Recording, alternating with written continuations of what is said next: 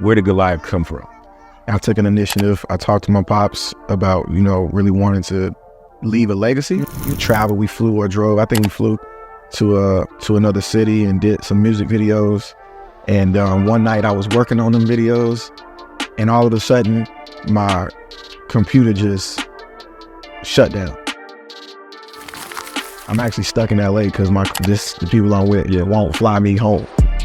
Wow. They felt like I owed them more Because of what happened. Let's rewind to young Jeff. Young Hefe. Jeffro. My goal is to, really show the world, like, you can start and other artists, other photographers and videographers, freelancers, that you truly aren't going to succeed as much as you think you are alone. The CEO podcast, man, shout out to the city and shout out to everybody that's out here watching, because that makes you a believer.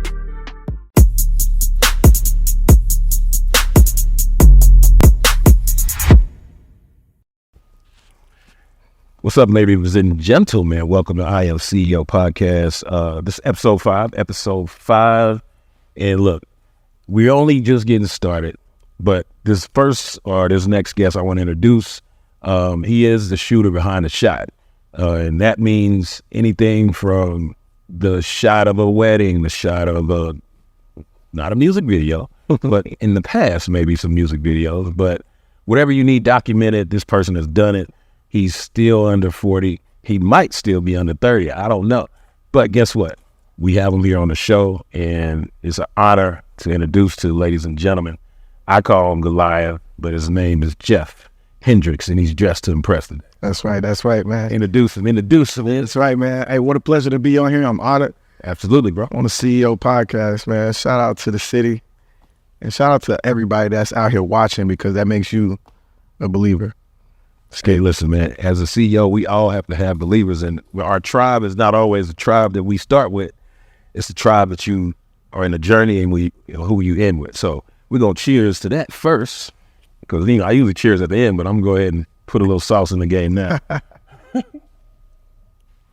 right, man, so let's start at the beginning. I'm going to start at the beginning of when I met you. So I believe it was 2019. Mm-hmm. And tell the people about how we met. Listen, man, I had a brother of mine, Dennis Reed, hit me up. Shout out to Dennis, man. And he called me. He said, "Listen, I got my sister Fantasia. She getting, she want to have a nice little dinner at her place with her husband." And I said, "Fantasia, Marino?" Well, he was like, "Yeah, man, I need you to come through and capture this dinner, man. They're gonna have a chef. They're gonna have the whole nine going." And I ended up getting there, and I saw you in there cooking and doing your thing, but you was mad focused. Right. Yeah, he was just in his bag. But when I saw the process and how you were doing things and how the organization, the process, I was like, okay. Yeah. This is the kind of chef they work with, like, top notch, for real. And the crazy part was Tasia had texted me, and I got a text message. It was a area code. I'm familiar with the area code, but I didn't have the number saved. And it just said, "What's up, bro? This is Tasia." I'm like, yeah, Asia. She called me son. She's like, "What's up, son?" "Hey, son." So we talked, and she was like, "Look, I'm doing my 5-year anniversary. Yeah. I'm having a violinist, videographer." So that's crazy, because segue from that to fast forward, we were getting engaged, me and my wife. Shout out to you, boo. And I believe you were looking at the location, but we wanted some type of a beach look. So you found the location. Yeah, so that process really for me was like just rolling in the dice. I didn't even know Charlotte or Lake Norman or, just anywhere.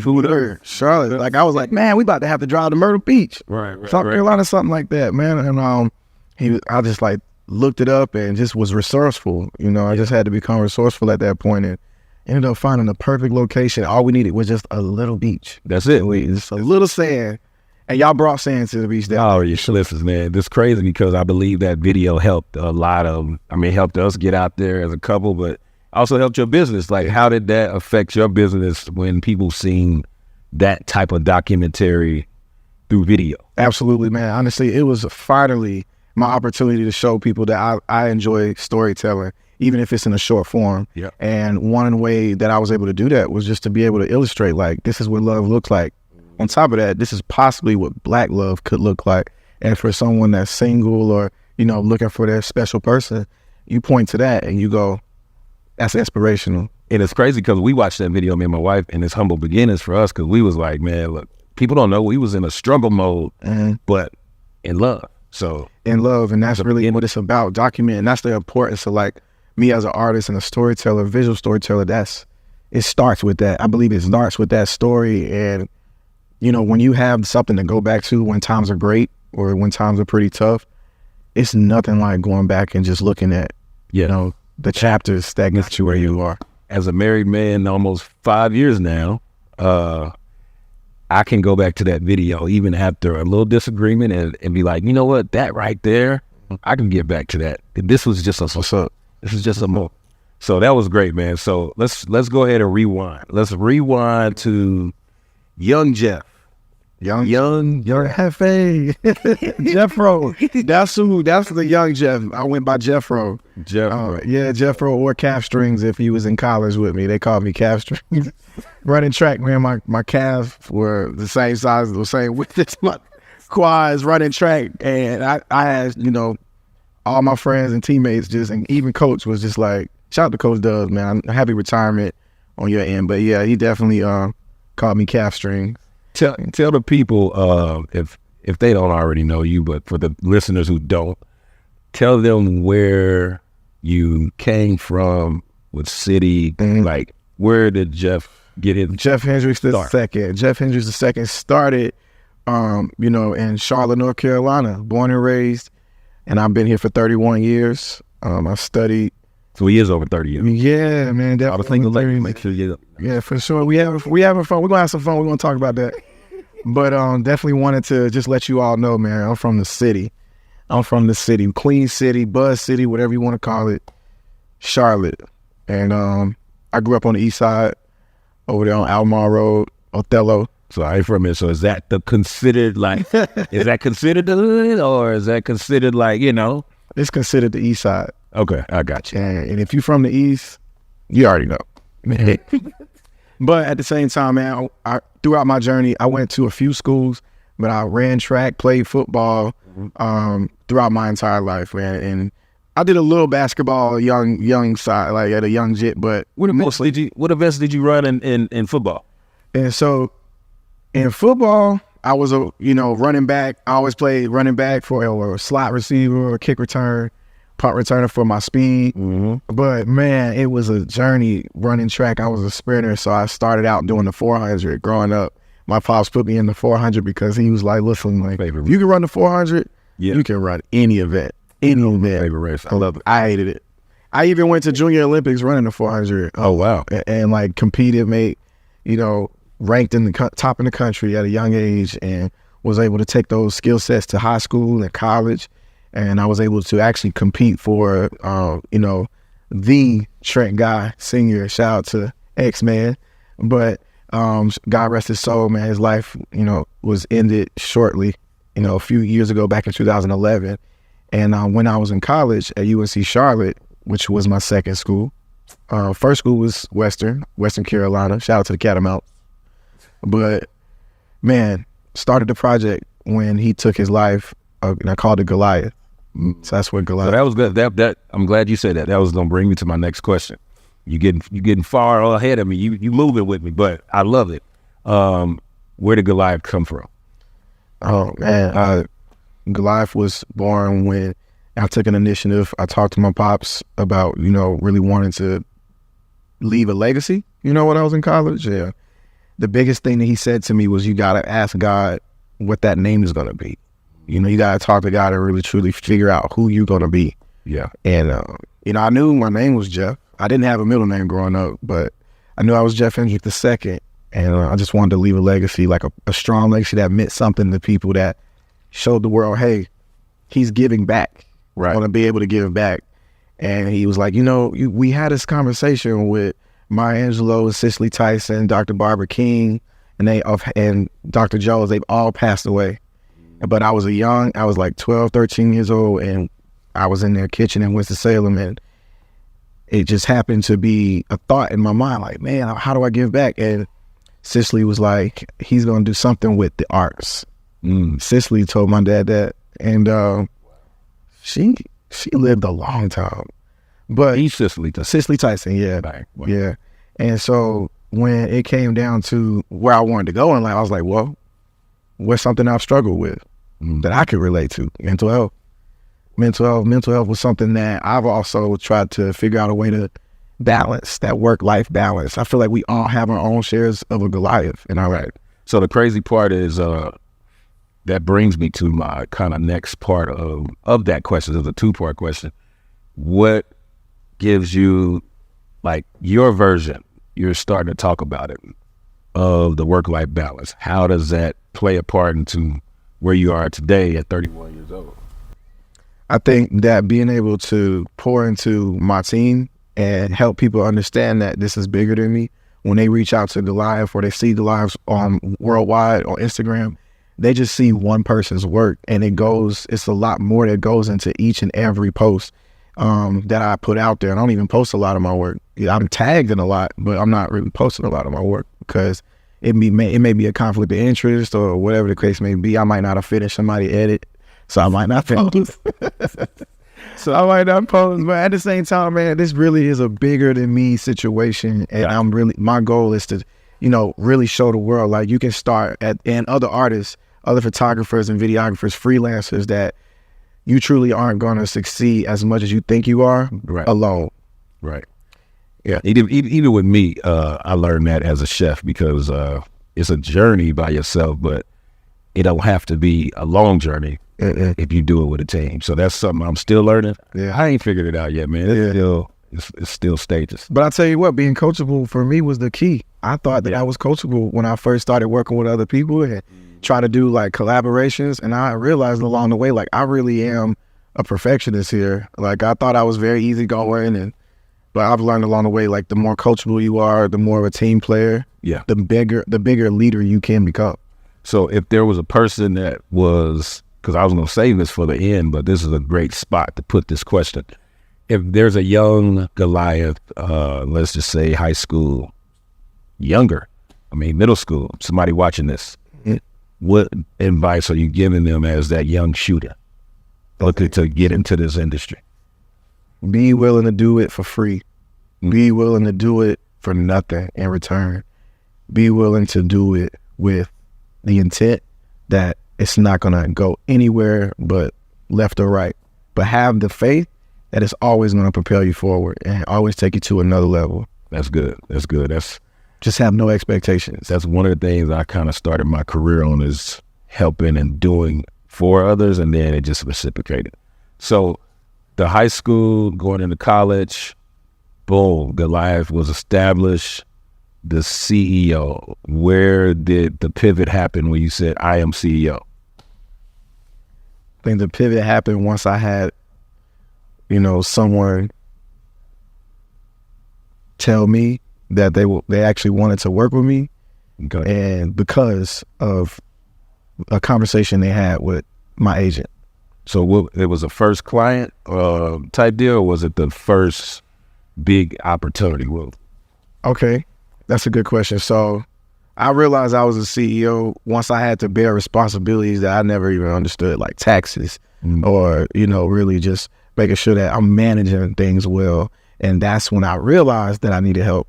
That's when I realized the importance of my agent and my management team, my team. That's when I realized the importance of it was, like, I can't do all of these tasks, like, right here, right now, when I got this big client that's ready, like yourself. Right. Chef Kev need these videos done. I can't be tied up doing taxes, man, figuring out, talking to a client about rates and all this stuff. Yeah. Like, I was doing all of that on my own. I was wearing every hat. Which is overwhelming.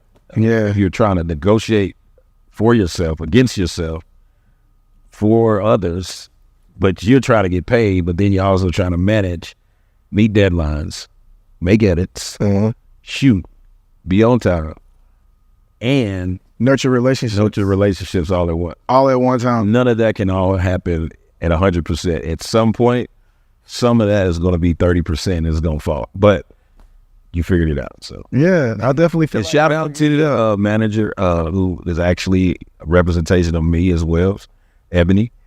She's always behind the camera, but I'm gonna put her on the spot. She's here, so I can't show y'all, but she can peek her head in if she definitely is here, man. Her presence has always felt like, Ebony, you are amazing. You're powerful beyond measure. And because the things that you're helping us do, it's giving us a whole new lifestyle. It's allowing us to go and do the things we really want to do for the people we love and care about. Dude, you can get on the phone overwhelmed and you get off the phone with Ebony and literally you'd be like, okay, we about to do that. All right, bet, all right, I'm gonna call you back. Yeah, I get off the phone with her and I'm like, you rejuvenated a little bit. I'm rejuvenated and I'm like, I feel like I just came out of therapy. Like I had to be accountable for everything. It's a weight that's lifted. Like it's crazy. So yeah, shout out to everybody who is a CEO. Your team is bigger than yourself, and without the team, you can't be a CEO. Honestly, no, you're just self-employed. You're just self-employed, and I realized like, okay, I am just self-employed because I'm saying yes to everything. I'm saying yes to any and every opportunity, whether it's Juju down the street, or it's a church. Or it's a super wide range of clients that are interested in what we do. Yes. But if we say yes to everybody, bro, nobody's gonna win. So one of the questions I hate as a CEO, as a chef, what do you specialize in? So that's why I wasn't gonna ask you that question. But if you had to say let's talk about this. Is there one thing that you will not shoot and why? I will not go on tour for free no more. I will not go on tour and just shoot and be somebody's sole videographer and their content creator for the worth that if it's not measuring up for me and my team. If it's measuring up for me and my team, I'll consider it. But after my previous experiences growing in the game, I've learned like you got choices to make. Like you either gonna eat or you gonna be food. Because it looks good. It looks good. That's the thing. As a CEO, as a chef, it's similar to me. I've seen that same glimmering light. And you get out there and you like, dude, I'm overworked. I'm not overpaid. I'm underpaid. And the satisfaction ain't adding up. The math ain't math. I'll come clean about something. Now, this is probably what every photographer or videographer has experienced in the game at least once. I was going to ask that question too. Go ahead. I experienced a time with, a top-notch label. They still top-notch label. And we were able to, do some nice work out in the city. We traveled, we flew or drove. I think we flew to another city and did some music videos. And one night I was working on them videos. And all of a sudden, my computer just shut down. And I turned it back on. And all of the work that I was editing was now gone. And I had no resolution for it. And in that very moment, when I was right there at deadline moment, I had no solution other than take this hard drive to Geek Squad or some expensive repair guy. Digital repair guy, and the footage was gone. I never recovered it. One, because the files were just corrupted at that point, and I had to deliver the bad news to the client. And they were like, "Okay, Jeff, we're gonna rock with you. We're gonna rock with you." So we go to a few more cities after that. Right after that, it wasn't any waiting period. Yeah, it was like, we're gonna keep this going because we got work to do. My artist is trying to go out, I'm trying to blow my artist up. Man, I was out with them so many days. The clients that I had lined up for that next week were waiting on me, and there was a client hit me up like, "Hey, you gonna be here for my appointment? Like, where we at?" I'm actually stuck in LA because the people I'm with won't fly me home. Wow. They felt like I owed them more because of what happened. And they had the funds. Like you as a videographer, freelancer, be careful with that. When you're going on travel, sign a contract. I do not care if you mess up the bag or do whatever goes wrong. Make the contract work for both parties and make it equal so that nobody gets hurt. in that situation financially, because in those kind of situations, man, I would have took care of that, or let the court take care of all of that. Like, I wouldn't even been on no, emotional response to it. It'd have just been like, okay, it's fine. Yeah. I would have slid my whole way through it. So in your industry, just like any industry, is there a time where there's like, what is it? We have chef beef, but shooter beef, like where you worked with a person? A lot of shooters had beef with me I didn't even know about. And that, you know what I'm saying? I didn't even know. Like, I would go to an event, man, and I would love seeing certain people's work. Right. And I would be like, I'll see them, and I'll be like, yo, I'll go up to them, and it's like, most of the time, people, yeah, you get your dap. Nah, they don't have an issue. They'll dap you up. And then I've had a few interactions where they shook my hand to hide the tension. So in those cases, I just prayed for them, because I know it's collaboration at the top. Right. It's competition, you at the bottom. Yeah. Straight like that. Yeah.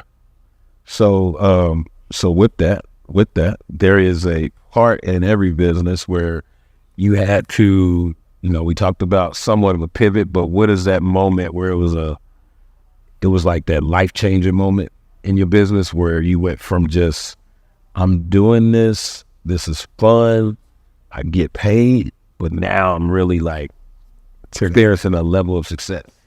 I was able to work for the church and direct during the pandemic. Friendship Missionary Baptist Church. I had an opportunity to just do a couple not live stream, but pre-recorded for the live stream. And I was able to, subcontract videographers, and I was overpaying videographers on purpose. Nice. Intentionally, because I knew how much they struggle to find work. So my structure that I set up with the church was like, I know the budget is going to help me be able to provide. And I was, paying videographers twice the amount they would normally pay, and they weren't editing. Oh, wow. They weren't editing. I would do all the editing. I'll just make sure, hey, per hour, you're going to get a $250. Here's $250 an hour. Nice. Just to come rock with me at the church. I need you. Nobody was shooting during the pandemic. It was just, you was either content creating, or you was just, your camera was in the bag. Mm-hmm. Wow. And I think that, like, being able to find opportunities and like find ways to help was the biggest change in the business. I was more so waiting on opportunities to come around, and I just started trying to find things that weren't working for people. And I just wanted to seek out problems. I went and chased problems. I chased lack of production in people. I went after people whose production and content was cheeks. Russell Simmons used to say all the time, when I was an intern with Def Jam, he said, look for the problem, create the solution. That's the business. Exactly. And I'm going to give you another quote by Jeezy. Bloodhound for the bread. I just smelled money. Mm-hmm. Yeah. I smelt it. I was like, God all up in that. Yeah. So I went up to the church. I went straight to the church like, God, I know you in here. Man, that's a blessing. So that's crazy, because through the pandemic, it was extremely difficult for a lot of people. Gratefully, I didn't struggle during that time. I was working for a lot of people that worked in their homes because they didn't want to go nowhere. So that's a blessing that you was able to do that for a lot of people. That was the best feeling. The best feeling in the world was directing. Yeah. Like being in a position of like where I was able to delegate, because I knew like this is God testing and like preparing me for something greater. Okay. He was like, if I give you this leadership role, because some people take power and they don't know how to handle it. They kind of just use it for their advantage, and they fumble the bag. And I did. I absolutely fumbled the bag. You know what I did? I decided to go and get help. Now I have videographers, people that would, do the work for me. Right. But there was another level of it that would come where it's like, oh, I want to do this plus the real estate, plus the weddings, plus the all of the work, all the fun. I wanted to go and still shoot NASCAR. I had videographers that I looked at their work like, yo, like that's so exciting. Yeah. But I'm here being consistent. Why everybody turned up on Saturday nights? I was in the church with my back hurting, killing it a little bit. I was like, I'm only 20 something. Like, this is crazy. Yeah. So knowing that you did that, I'm sure that like you said, that made you feel good. So where is Jeff's why? What is his why? My why is my niece. Okay. I see my niece dream growing up. and she's only 8 years old now, and she already has an egg business. Oh wow. She's selling eggs now. You know, and if you need eggs, we popping them out.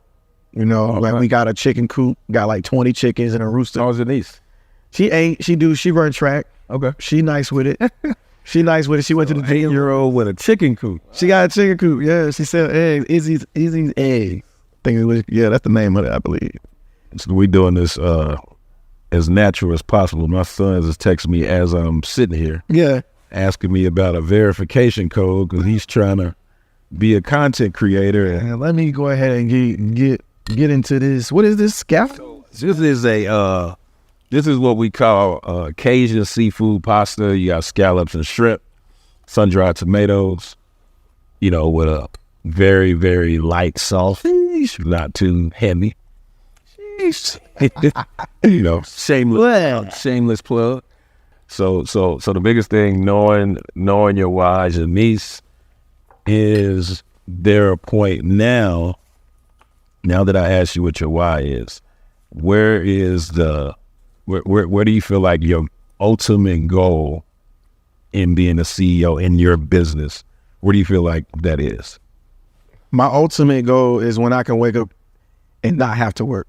Yeah. It's when I can wake up and be at peace. Peace is the ultimate goal. That I affirm that, and I'm gonna affirm that over your spirit and your company. That's what your brand and Ebony's brand and anybody watching this. I affirm success to where if you wake up, you don't have to hustle. Right. You hustle because you love the hustle. Because I love the game. I'm married to the game. Yeah. I ain't married yet, but I'm married to the game. Right. Yeah. I mean, I love what I do too. It's just, yeah, I love that goal because that's exactly where I want to be. Like, so we're about 2024. Is there a goal this year that you want to say that you reached? That I've already reached. I stuck with my team. First quarter. I stuck with my team. That was a goal I hadn't reached before. I had agents or management or someone that was willing to help along the way. But that's why I said thank God for Ebony, man. Yeah. Her business, I'm telling you, like, whatever she name it, it's gonna be mint. Like, it's gonna have. And it's wavy that she's doing that. So listen, if you are listening to this podcast or you're watching it, she's doing the footprint, the blueprint work behind before establishing what it is. So many people start what it is and they don't recognize that it can change. Because once you start it, it's like, yeah, you can change it, but she's already putting the work. So when it comes to her, it's literally going to be because of all that hard work. And that's usually how God kind of opened it up. He just he'll plant it in your spirit. Like, boom, that's what it's supposed to be. Yeah. Instead of it being something that you premeditate and try to do on your own, like, this is going to be the name. And he's like, no, that's not even what you're going to be doing. Mm-hmm. No, it's not. You know what I'm saying? But I know I'm going to have a Goliath to overcome. Absolutely. And I'm going to make sure that I'm continuing to honor that goal or that purpose that God put in my life and my spirit to just give my burdens to him. Love it. I'm going to give all my burdens to him. Love it.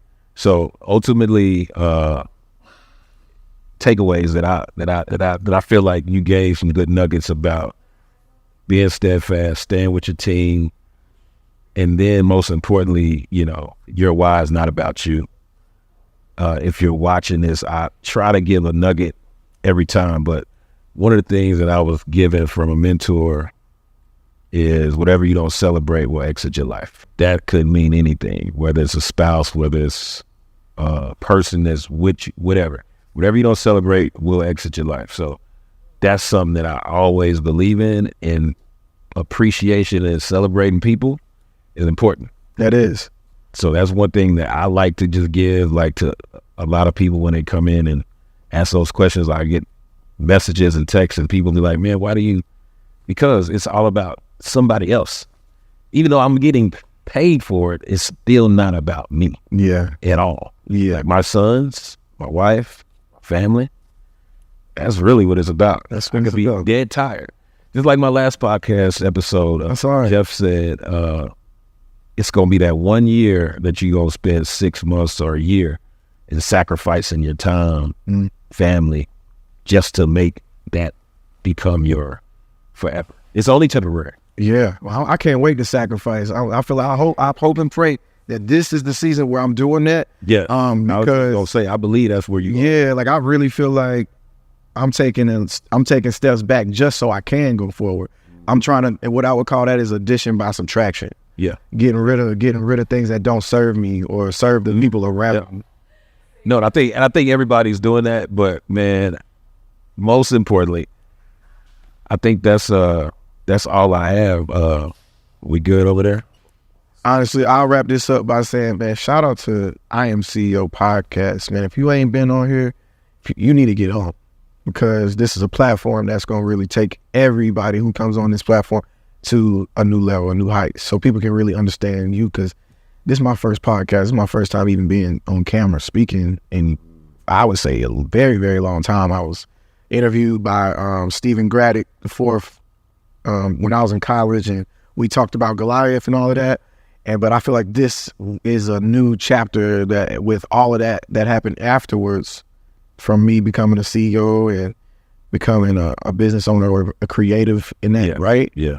An artist, man, like this is huge for me. I feel like, and most people think it's just for people who are celebrities.